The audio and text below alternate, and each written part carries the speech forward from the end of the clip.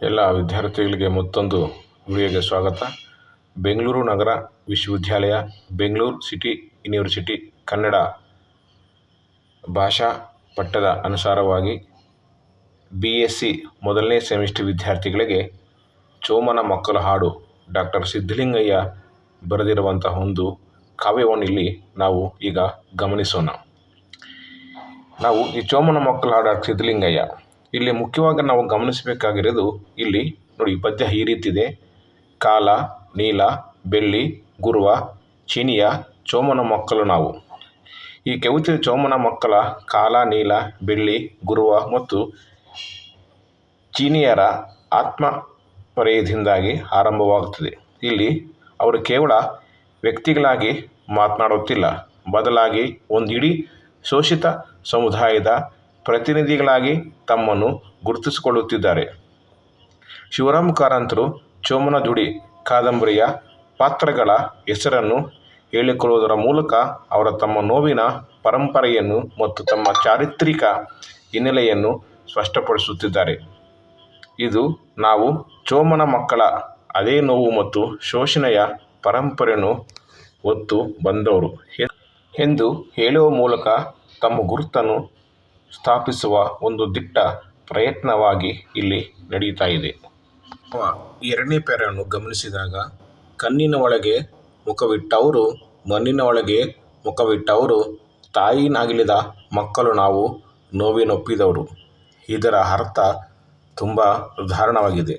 ಅವರ ಬದುಕಿನ ದುರಂತಮಯ ಚಿತ್ರಣವನ್ನು ಕಟ್ಟಿಕೊಟ್ಟಿದ್ದಾರೆ.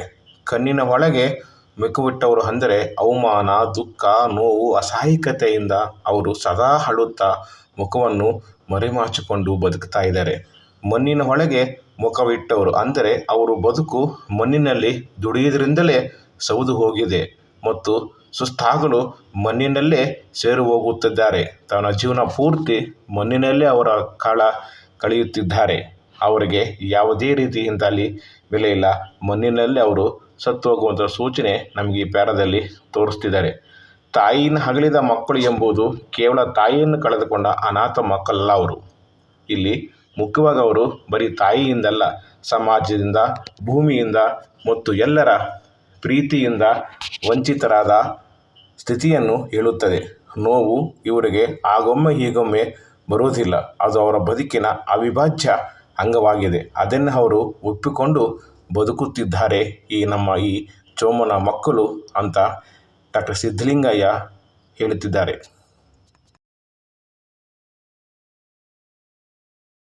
ಮೂರನೇ ಪ್ಯಾರವನ್ನು ಗಮನಿಸಿದಾಗ, ಉಕ್ಕಿನ ಮೈ ಹೂವಿನ ಮನಸ್ಸು, ಮೂಡುವ ಭೂಮಿಯ ಗೇಣಿಯ ಕನಸು, ಭೂತಾಯಿಯ ಮಲಮಕ್ಕಳು ನಾವು, ಚೋಮನ ಎಲುಬುಗಳು. ಈ ಒಂದು ಅವರ ಆಂತರಿಕ ಶಕ್ತಿ, ಕನಸು ಮತ್ತು ಕಠೋರ ವಾಸ್ತವದ ನಡುವಿನ ಅಂತರಂಗವನ್ನು ಅದ್ಭುತವಾಗಿ ಚಿತ್ರಿಸಲಾಗಿದೆ. ನಿರಂತರ ದುಡಿಮೆಯಿಂದ ಅವರ ದೇಹ ಉಕ್ಕಿನಂತೆ ಗಟ್ಟಿಯಾಗಿದೆ. ವರ್ಷಾನುಗಟ್ಟಲೆ ದುಡಿದು ಅವರ ದೇಹ ಗಟ್ಟಿಯಾಗಿದೆ. ಆದರೆ ಅವರ ಮನಸ್ಸು ಮಾತ್ರ ಹೂವಿನಂತೆ ಮೃದುವಾಗಿದೆ ಮತ್ತು ಕನಸುಗಳಿಂದ ಕೂಡಿದೆ. ತಾನು ಏನೇನೋ ಪಡೆಯಬೇಕು, ತನ್ನ ಮಕ್ಕಳಿಗೆ ಚೋಮ ಬಯಸಿದ್ದೆಲ್ಲ ಕೊಡಬೇಕು ಮತ್ತು ನಾನು ಒಬ್ಬ ಸ್ವಂತ ರೈತನಾಗಿ ಈ ಒಂದು ಭೂಮಿಯಲ್ಲಿ ಉಳುಮೆ ಮಾಡಿ ನಂದು ಅಂತ ಒಂದು ಕಲಿಸಬೇಕು ಅಂತ ಸಾವಿರ ಕನಸುಗಳು ಕಟ್ಟಿಕೊಂಡು ಇಲ್ಲಿ ಚೋಮ ಆ ರೀತಿ ಕನಸು ಕಟ್ಕೊಂಡಿದ್ದಾನೆ. ಆ ಕನಸು ಯಾವುದು ಎಂದರೆ ಒಂದು ಗೇಣು ಭೂಮಿಯ ಒಡೆಯರಾಗಬೇಕು ಎಂಬುದು. ಇದು ಕೇವಲ ಭೂಮಿಯ ಆಸೆಯಲ್ಲ, ಬದಲಾಗಿ ಸ್ವಾಭಿಮಾನ ಮತ್ತು ಸ್ವಾವಲಂಬನೆಯ ಬದುಕಿನ ಕನಸು. ಅಂದರೆ ವಾಸ್ತವದಲ್ಲಿ ತಾವು ದುಡಿಯುವ ಭೂತಾಯಿಗೆ ಅವರ ಸ್ವಂತ ಮಕ್ಕಳಲ್ಲ, ಬದಲಾಗಿ ಹಕ್ಕಿಲ್ಲದ ಮಲಮಕ್ಕಳು. ಕೊನೆಗೆ ತಾವು ಚೋಮನ ಅಪೂರ್ಣ ಕನಸಿನ ಮತ್ತು ಅವನ ತ್ಯಾಗದ ಪ್ರತೀಕವಾದ ಎಲುಬುಗಳು ಮಾತ್ರ ಎಂದು ಅವರು ಹೇಳುತ್ತಿದ್ದಾರೆ. ನಾವು ಮೂರನೇ ಪ್ಯಾರವನ್ನು ಗಮನಿಸಿದಾಗ, ಒಡೆಯನ ಸುಂದರ ತೋಟದ ಒಳಗೆ ಅರಳುವ ಹೂವಿನ ದಳದಲ್ಲಿ ಅಪ್ಪನ ಬೆವರಿನ ರಕ್ತವು ಸೋರಿ ಕೆಂಪಾದ ಹೂವು. ಇಲ್ಲಿ ನಾವು ಮುಖ್ಯವಾಗಿ ಗಮನಿಸಬೇಕಾಗಿರೋದು, ಇಲ್ಲಿ ಶೋಷಣೆಯ ಕ್ರೂರ ವಾಸ್ತವವನ್ನು ಕವಿ ಅತ್ಯಂತ ಪರಿಣಾಮಕಾರಿಯಾಗಿ ರೂಪಕದ ಮೂಲಕ ತೆರೆದಿಟ್ಟಿದ್ದಾರೆ. ಒಡೆಯನ ತೋಟದಲ್ಲಿ ಅರಳಿರುವ ಸುಂದರವಾದ ಕೆಂಪು ಹೂಗಳು. ನೋಡಿದಾಗ ಎಲ್ಲರೂ ಖುಷಿಪಡುತ್ತಾರೆ. ಆದರೆ ಆ ಹೂಗಳಿಗೆ ಕೆಂಪು ಬಣ್ಣ ಬಂದಿರುವುದು ಸ್ವಾಭಾವಿಕವಾಗಿ ಅಲ್ಲ. ಬದಲಾಗಿ ತಮ್ಮ ದೇಹದಂತಹ ಶ್ರಮಿಕರ ಬೆವರು ಮತ್ತು ರಕ್ತ ಆ ಮಣ್ಣಿನಲ್ಲಿ ಸೋರಿ ಹೋಗಿದ್ದುದರಿಂದ, ಅಂದರೆ ಮೇಲ್ವರ್ಗದವರ ಸೌಂದರ್ಯ, ಸಂಪತ್ತು ಮತ್ತು ಸುಖಭೋಗದ ಹಿಂದೆ ಕೆಳವರ್ಗದವರ ಶೋಷಣೆ, ಶ್ರಮ ಮತ್ತು ತ್ಯಾಗವಿದೆ ಎಂಬ ಕಟು ಸತ್ಯವನ್ನು ಈ ಸಾಲುಗಳಲ್ಲಿ ಪ್ರತಿಪಾದಿಸಿದ್ದಾರೆ ನಮ್ಮ ಡಾಕ್ಟರ್ ಸಿದ್ಧಲಿಂಗಯ್ಯವರು. ನಾವು 5ನೇ ಪ್ಯಾರಾವನ್ನು ಗಮನಿಸಿದಾಗ, ಧನಿಗಳ ಹಬ್ಬದ ಊಟಕ್ಕಾಗಿ ಕಂಡವ ಕಿತ್ತು ಕೊಟ್ಟವರು, ನೆಲಧಾರ ತಪ್ಪಿದ ಜನರು, ಮುಗಿಲಿನ ಆಸರೆ ಸಿಗದವರು. ಇಲ್ಲಿ ನಾವು ಗಮನಿಸಬೇಕಾಗಿರುವಂತಹ ಮುಖ್ಯ ಅಂಶ ಅಂದರೆ ಅವರ ಒಂದು ಅಸಹಾಯಕತೆ ಮತ್ತು ಸಂಪೂರ್ಣ ಅನಾಥ ಪ್ರಜ್ಞೆಯನ್ನು ವ್ಯಕ್ತಪಡಿಸುತ್ತದೆ. ತಮ್ಮ ಧನಿಗಳ ಒಡೆಯರ ಹಬ್ಬದ ಸಂಭ್ರಮಕ್ಕಾಗಿ ಅವರು ತಮ್ಮ ದೇಹದ ಖಂಡವನ್ನೇ ಕಿತ್ತುಕೊಟ್ಟವರು, ಅಂದರೆ ತಮ್ಮ ಸರ್ವಸ್ವವನ್ನು ಅವರಿಗಾಗಿ ತ್ಯಾಗ ಮಾಡಿದವರು. ಹೀಗೆ ಎಲ್ಲವನ್ನು ಕೊಟ್ಟರೂ ಅವರು ಬದುಕಲು ನೆಲಧಾರೆ ತಪ್ಪಿದೆ, ಸ್ವಂತ ಭೂಮಿ ಇಲ್ಲ ಮತ್ತು ಕಷ್ಟ ಬಂದಾಗ ಕಾಪಾಡಲು ಮುಗಿಲಿನ ಆಸರೆ, ದೇವರ ಕೃಪೆ ಕೂಡ ಇಲ್ಲ. ಭೂಮಿ ಮತ್ತು ಆಕಾಶ ಎರಡೂ ತಮಗೆ ಆಸರೆಯಾಗಿಲ್ಲ.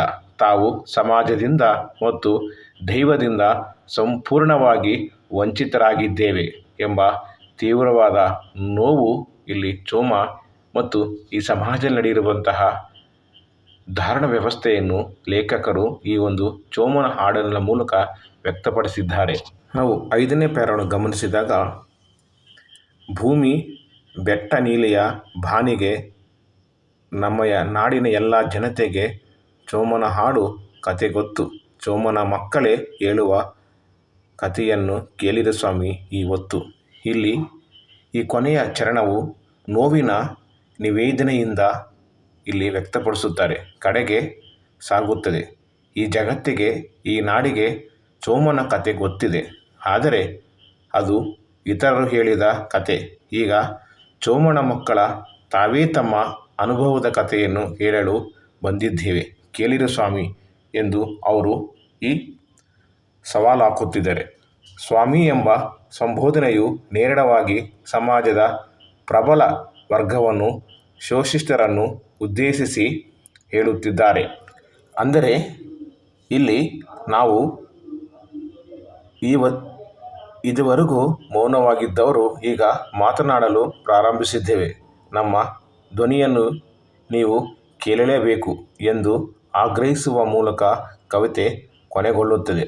ಇದು ಕೇವಲ ದುಃಖದ ಹಾಡಲ್ಲ, ಬದಲಾಗಿ ಜಾಗೃತಿ ಮತ್ತು ಪ್ರತಿಭಟನೆಯ ಧ್ವನಿಯಾಗಿದೆ.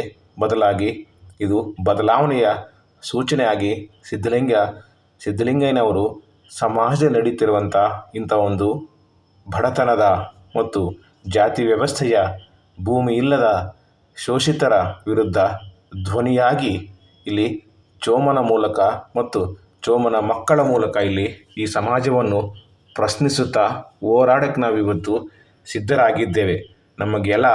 ಎಲ್ಲ ಬಲ ಬಂದಿದೆ ಎಂದು ಇಡೀ ಪ್ರಪಂಚವನ್ನು ಅಥವಾ ದೇಶದಲ್ಲಿ ನಡೆದಿರುವಂಥ ಅನೇಕ ದುರಂತಗಳಿಗೆ ಇದು ದುರಂತಕ್ಕೆ ಒಳಗಾದ ಜನರ ಒಂದು ಮನೋಸ್ಥಿತಿಗಳನ್ನು ಎಚ್ಚರಿಸುವ ಮೂಲಕ ಇಲ್ಲಿ ಚೋಮನ ಮಕ್ಕಳ ಹಾಡು ತಮ್ಮನ್ನು ಸಮಾಜವನ್ನು ಎಚ್ಚರಿಸುವ ರೀತಿ ಮಾಡಿದೆ.